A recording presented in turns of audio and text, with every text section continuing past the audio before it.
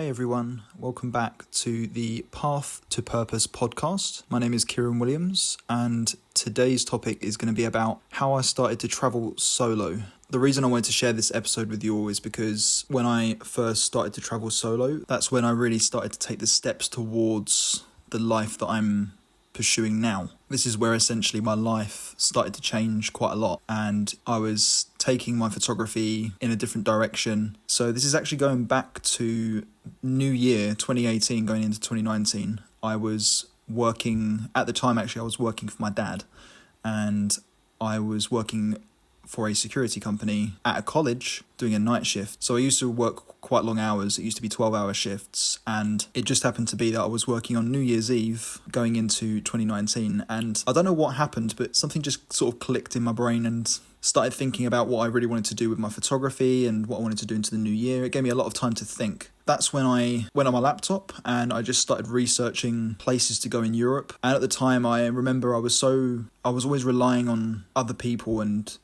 so worried about going places on my own. I never really considered actually doing it. I always felt like I was restricting myself from doing the things that I wanted to do purely because I didn't want to do them on my own. And I remember getting up on my laptop, the flights, I was looking at different flights, like trying to find really cheap ones. I was looking at different countries in Europe, seeing where would be best to go in January. I eventually booked a flight and I went to Innsbruck in Austria. And I spent just under a week there. So I did 5 days exploring around Innsbruck. So I got all the flights and the accommodation on Airbnb. I had it all on my laptop and I was pretty much prepared to book it there and then. And I did have a bit of hesitation at the time. I was thinking, do I actually want to do this? Like, how's it all going to work? When you start overthinking about the how and you start asking yourself questions. So I very nearly didn't book it until I did book it. So I decided to just go for it because I knew that it was really what I wanted to do. And then once it's booked, it's one of those things where it just holds it in place. It's definitely going to happen. And it was probably the best decision I'd ever made because it's now led me to where I am today. And that's the most important thing. It's about doing the things that you know you want to do, but you might have some fear that's holding you back. And then it's just about overcoming that fear and telling yourself, but wait, if I do this, where is it going to take me? What is my end goal? So that was what was on my mind at the time, and this was the very first step towards that. But I think one of the most scariest parts about it was the fact that I would have to rely on me remembering everything.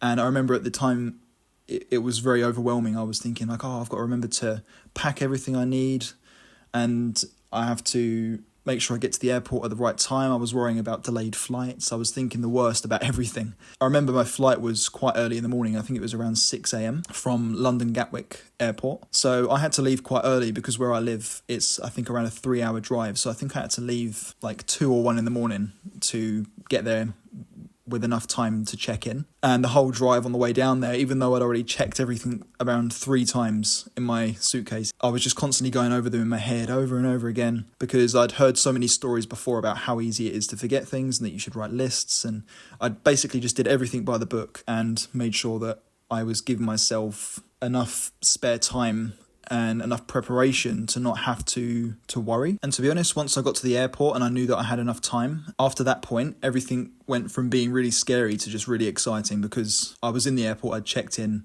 and all I had to do was just wait for my flight. And it was actually quite lucky as well because usually flights, most of the time, are pretty full. They're at least like half full. But this flight, I think only had around like 10 people on it. I was thinking maybe it was because of the time of year. I'm not sure. I went in January, so in Austria it was very snowy. And actually they just had some of the heaviest snowfall before I actually went there. So I was basically arriving into this winter wonderland. It was really incredible coming into the airport. But it was when I actually got to my accommodation that I actually realised and I relaxed and sort of said to myself that I was worrying for no reason. And if in that moment when I was booking it, decided to not do it because I was initially holding that fear, then I'd never be here right now experiencing it and about to go and create some content and explore a different country for the first time on my own. That's kind of the reason I'm sharing it, is just that initial fear that's holding you back could be the thing that actually changes your life and puts you on a path that you thought might have been unattainable because of your beliefs or your mindset towards it. But then when you actually commit to it and do it, you realise that, hang on a minute, the whole time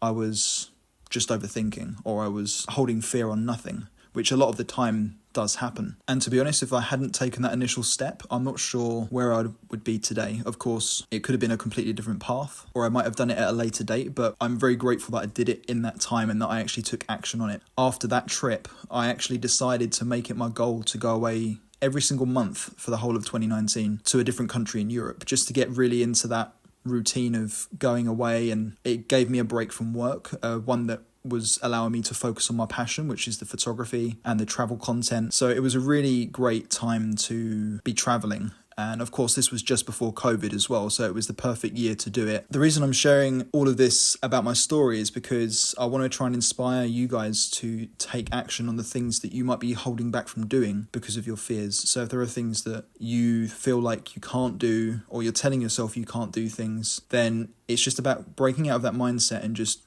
believing in yourself, because that's the first key to success. Is you have to believe in yourself, you have to believe that you can do it, and you have to be kind to yourself about it. So it's really the first step to making it work. And you do learn a lot of things from it. You learn that you can be independent, you learn that you can do things without having to rely on other people. Like if travel is your passion, but for example, if you don't know anyone else that likes travel or is passionate about going to different places and doing the things that you're doing, of course it leaves you in a bit of a situation. You don't know whether you try and find other people before you go, or you don't know whether, most of the time you do find other like-minded people while you're traveling. You find other people that are doing the same thing as you. And I think as long as you're prepared and organized before you go, that is probably the number one thing that I would say initially I didn't have. I never used to be very organized. I used to be quite all over the place. And it's, again, like anything, you have to train yourself to become more organized, to make plans and just to make life easier for you. And that for me anyway was one of the things that really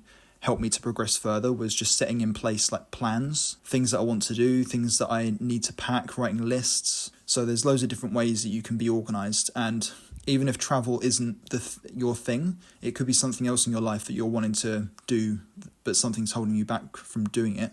And to be honest, after the first trip, it just got easier and easier. And in fact, the second trip, it came very easily, because I already know exactly what to do, because I'd already done it once before. So I knew what the process was. It was the same kind of trip. I went early morning to Gatwick Airport and parked my car, got my flight, and in a few hours I was in Budapest. Like I say, it just got easier month after month. And then that kind of leads me to where I am now, where I'm pursuing full-time travel, and I've already been traveling full-time with no return ticket home last year, which I might say for another podcast for those of you that are interested. And actually, if traveling is something you're very passionate about and you want to experience new foods, cultures, being in the mountains or by the beach or whatever it is that brings you joy, the most beautiful thing about it is that you can have the most unique experiences to share with the world. So you get to speak to interesting people along the way. You'll always have a different experience depending on the weather, because obviously if it's snowing,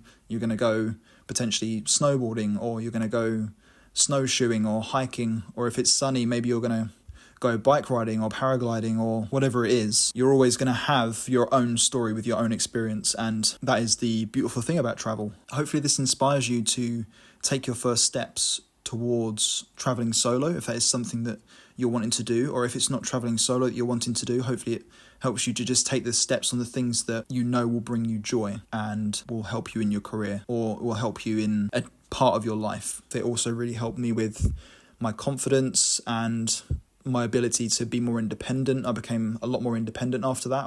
Because of course, usually if you go to the airport with your family or your friends, you don't have as much pressure to do everything on your own. It's kind of split across everyone. And I think that's what's great about solo travel, is that although you have more responsibilities, it makes you more of a confident person and it opens up more opportunities for you. So I'll leave this episode here, but I just wanted to say thank you for listening in, and do stay tuned for more episodes that I've got coming up in the future. This is only my second episode, so of course there'll be a lot more topics about different things as time goes on. And if there is anything you wanted to suggest to me, you can find me on Instagram at Kieran Visuals. Feel free to just send me a DM, or if you want to make a suggestion, feel free to let me know. But thank you for tuning in to The Path to Purpose, and I'll catch you all in the next episode.